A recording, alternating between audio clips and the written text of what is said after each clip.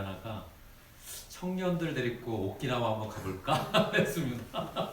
우리 청년들 상당히 많거든요. 유진이, 희진이도 포함해서 우리가 돈을 많이 벌어서 청년들 데리고 오키나와 가보면 어떨까. 네. 내년, 올해는 힘들고 내년 정도 기도하고 있습니다. 그날을 위해서 진수 열심히 신앙생활하기를 바라요.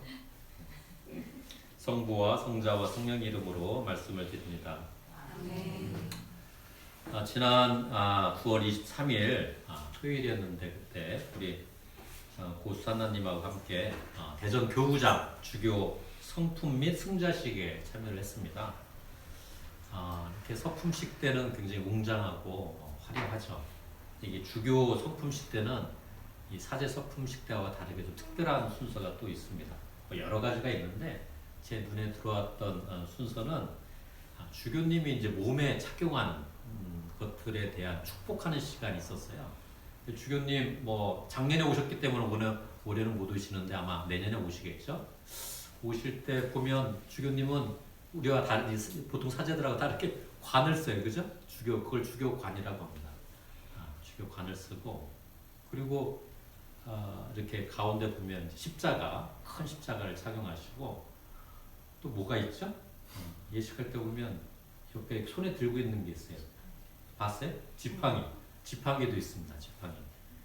그리고 이제 저도 이렇게 묵주 반지를 이렇게 끼고 있는데 주교님 이렇게 유심히 보면 묵직한 또 반지를 또 가지고 있어요. 이게 이제 주교님을 이제 상징하는 주교님이 이제 몸에 지니고 다니는 특별한 물건인데 그걸 이제 축복하는 시간을 갖습니다. 그리고 이제 착용을 하는 예식을 가죠. 기억나시죠? 네. 저는 이제 그게 유독 이게 눈에 들어오더라고요.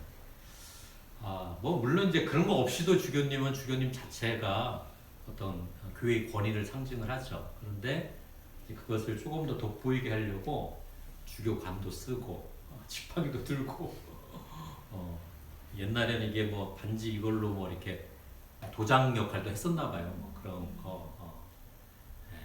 그다음에 큰 십자가 뭐 이렇게 몸에 걸고 다니죠. 그래서 그걸 보면 주교님이시구나 이렇게 누구나가 다 인정을 하고 그 권위를 가지고 교회의 일치와 또 교회가 앞으로 나아갈 길을 안내를 하시는 거죠. 초대교회로부터 이어온 전통을 또 우리가 잊지 말아야 할 복음의 진리를 이렇게 안내를 해주는 역할을 합니다. 오늘 복음 말씀을 보면 예수님께서 이런 질문을 받죠. 당신은 무슨 권한으로 이런 일을 합니까? 무슨 권한으로 이런 일을 합니까? 주교님도 이제 관을 쓰고 하면 다 권위를 나타내는 건데 예수님이 여러 가지 기적도 행하시고 바로 이제 오늘 복음 말씀 전에 보면 성전을 정화하는 일이 있거든요. 그러고 나니까 뭐 사제들, 바리새인들이 물어보는 거죠. 당신은 무슨 권한으로 이런 일을 하느냐? 이 권한이라는 단어를 영어로 찾으면 authority가 됩니다. authority. 근데 이제 그걸 또 달리 해석을 하면 권위라는 말하고도 같거든요. 권위. 무슨 권위로 너가 이런 일을 하느냐 이렇게 묻는 거죠. 권위. 그 주변에 있는 사람들이 예수를 알거든요. 어디서 태어났고 또 어떻게 자랐고 이걸 봤던가 아니면 누군가 얘기해줬겠죠. 근데 저런 존재가 어떤 권위로 저렇게 할까 이런 걸 좀 묻는 겁니다. 당신의 권위는 어디에서 오는가? 이런 걸 묻는 것이죠. 일반적으로 사람들은 어떤 자리, 어떤 지위가 권위를 준다고 생각합니다. 그래서 이제 우리말에도 자리가 그 사람을 만든다 이런 말도 있잖아요. 그래서 어떤 자리에 그래서 이제 권위 있는 자리에 오르려고 사람들이 무진장 노력을 하죠. 그죠? 전문가가 되려고 하는 것도 전문가 자리에 올라가면 그 사람이 하는 일에 대한 권위가 주어지는 거잖아요. 요즘에는 어떤 자리가 올라가야 권위가 좀 느껴질까요? 어떤 자리? 연예인. 그럴까요? 연예인. 제가 보기에 요즘에는 검사가 될 권위에 들어갈 것 같다 이렇게 생각해요. 검사. 요즘에 제가 현수막을 보니까 누가 검사장을 직선제로 뽑자 이런 현수막도 붙여놨더라고요. 이제 검사가 휘두르는 칼이 엄청난 거죠, 그죠? 근데 또 유심히 보면 그 검사 이면에는 검사를 이렇게 휘두르는 무속인이 있는 것 같아요. 그래서 무속인의 자리에 올라가야 권위가 느껴진다. 여러분은 두 명의 사제를 알고 있기 때문에 굉장히 큰 권위를 갖고 있는 거예요. 오늘 저는 모세의 이야기를 통해서 우리 그리스도인이 지녀야 할 권위에 대해서 좀 말씀을 좀 드리고자 합니다. 모세, 구약 말씀 지금도 모세에 관한 이야기잖아요. 모세 이 인물을 참 연구하면 재미난 게 굉장히 많이 있습니다. 여러분도 잘 알고 있듯이 모세는 히브리인으로 태어났지만 어디서 키움을 받았죠? 왕궁에서 키워집니다. 왕자로서. 세상 사람들이 말하는 아주 귀한 자리에 올랐던 것이죠. 다른 사람이 갖지 못한 권위를 갖게 된 겁니다. 근데 어떻게 됩니까? 그 왕자의 신분으로 그 권위를 가지고 히브리 민중을 이집트로부터 탈출시켰나요? 그렇지 않습니다. 왕자의 신분으로 그러니까 누구나가 다 올라가고 싶어하는 그 왕자의 지위에 올랐지만 그 왕자의 권위로 히브리 민중을 출애굽 시키지 못했다는 겁니다. 따라가지 않는 거죠, 사람들이. 얼마 전에 제가 영화를 한 편 봤는데 모세를 좀 연구하다 보니까 이제 감독들은 그걸 영화를 어떻게 만드나 하고 봤는데 엑소더스 신들과 왕들이라는 영화가 있어요. 아주 몇 년 전에 개봉한 영화인데 그걸 이제 봤는데 그 영화에서는 그 왕자들에게 주는 특별한 검이 있어요.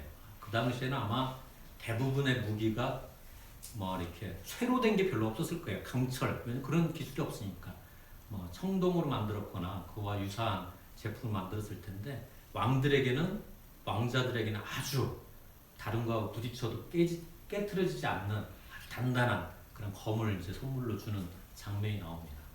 그래서 이제 모세가 이스라엘 사람들 히브리 민중을 데리고 딱 탈출해가지고 홍해바다 앞에 딱 섰는데 홍해바다가 이렇게 건너가야 하는데 물이 막 가득한 거예요.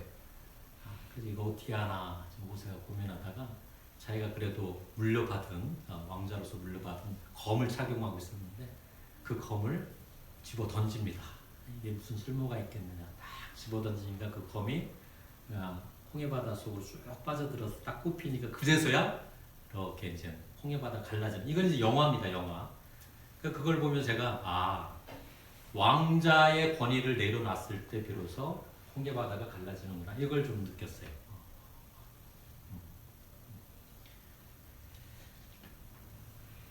왕자라는 그 지위가 결코 히브리 민중을 이끌지 못했다.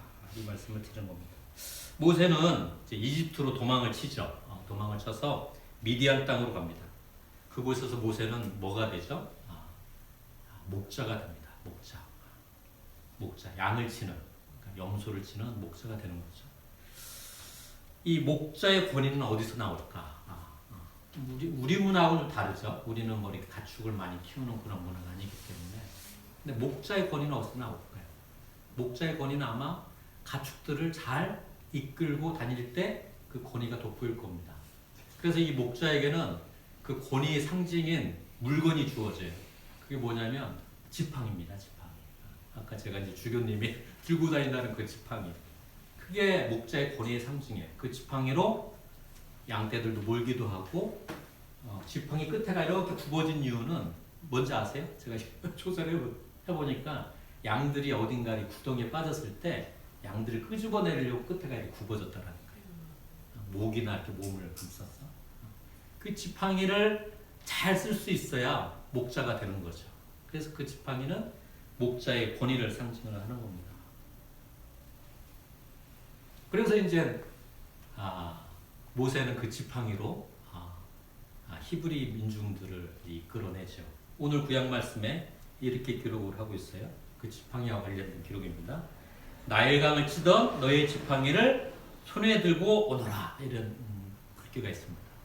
나일강을 치던 너의 지팡이를 손에 들고 오너라. 이게 뭡니까? 그 지팡이를 가져가서 어떻게 하라는 거예요? 바위를 탁 내려치니까 목말라 하는 사람들이 원하는 게 지금 물을 달라고 하는 거잖아요. 바위를 딱 내리치니까 바위가 쪼개지면서 물이 솟구치죠. 뭘로 내리쳤어요?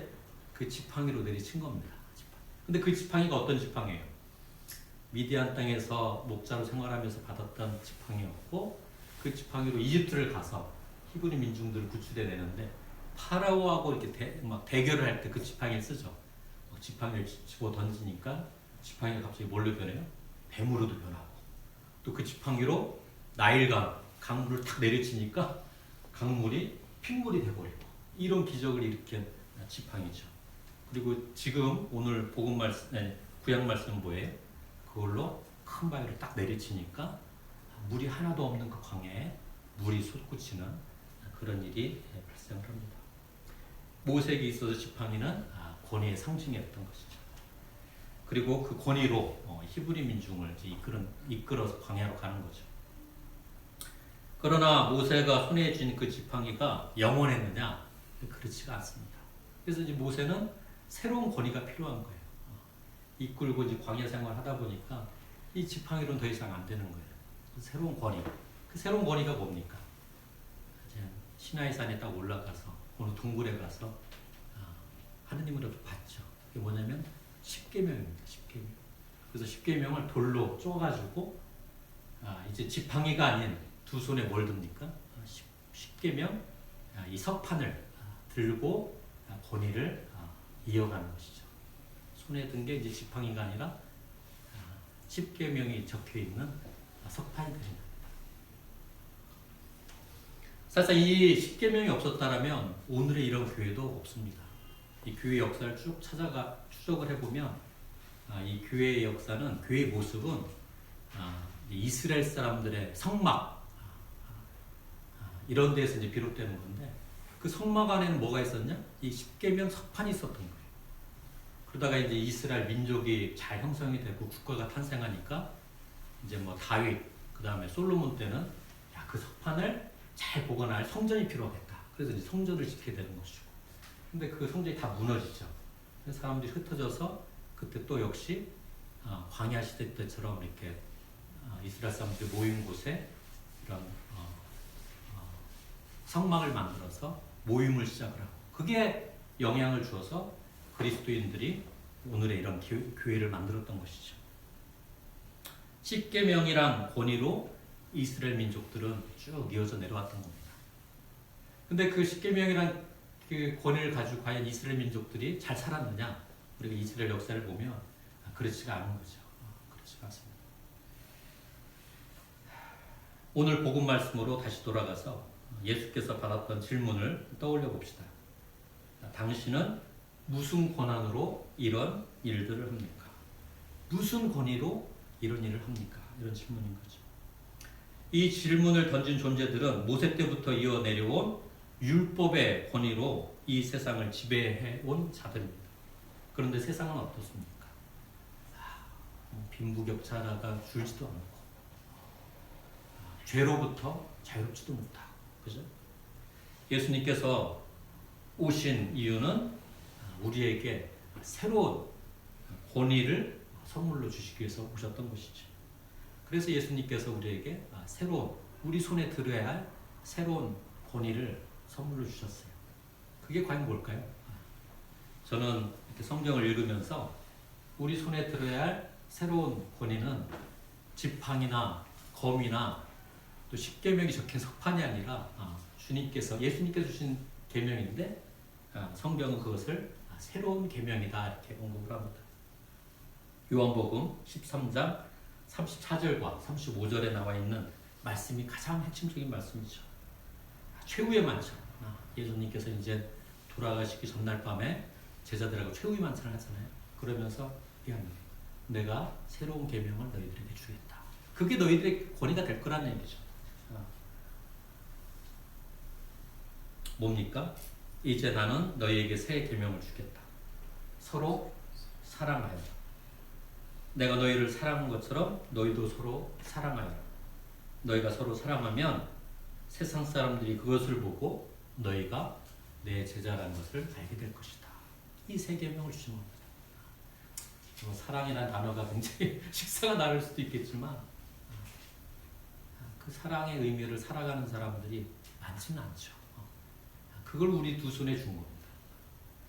예수님께서 우리 곁을 떠난 후에 예수님의 제자들은 이 예수님께서 가르쳐주신 이 세 계명을 잊어버려요. 잊어버립니다. 그리고 자꾸 그 권위를 외형적인 것을 찾죠. 큰 교회를 짓는다든지, 큰 성도를 이루게 한다든지, 아주 멋진 전통을 만드는다든지. 근데 사실상 예수님이 주신 새로운 계명은 그게 아니잖아요. 자꾸 외형적인 거에서 권위를 찾으려고 하는 거죠.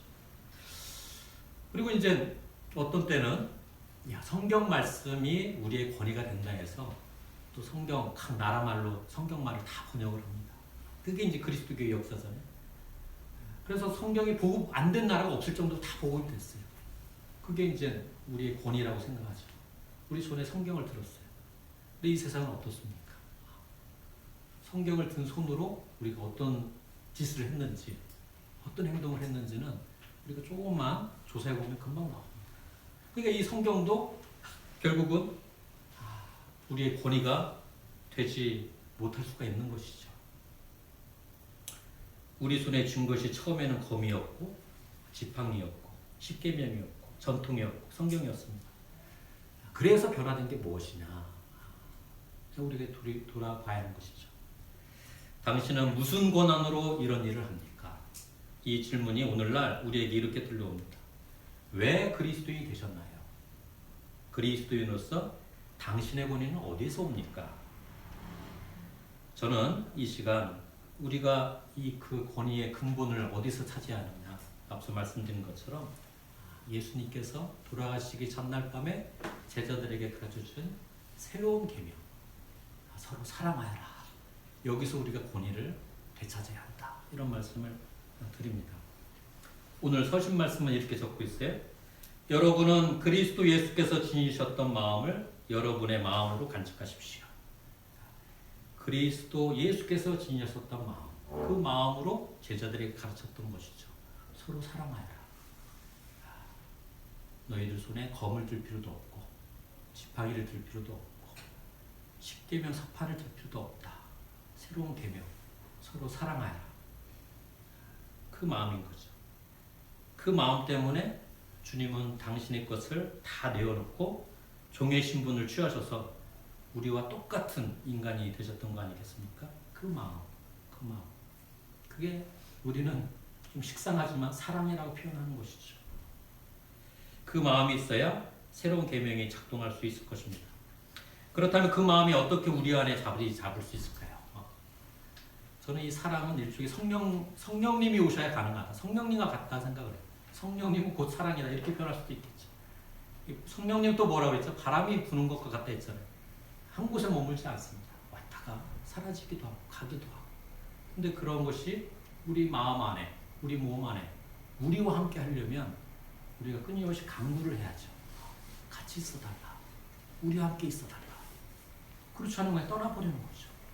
그래서 우리가 기도를 하는 것이고 예배를 드리는 것이고 신자들이 두세 사람이 자꾸 모이려고 하는 겁니다. 모이는 자리에 성령님이 함께 하시고 그 자리에 사랑이 임하시고 그 사랑의 힘으로 우리가 서로 사랑할 수 있기 때문에 그게 우리의 권위가 되기 때문에 그렇다고 저는 이 시간을 고백을 합니다.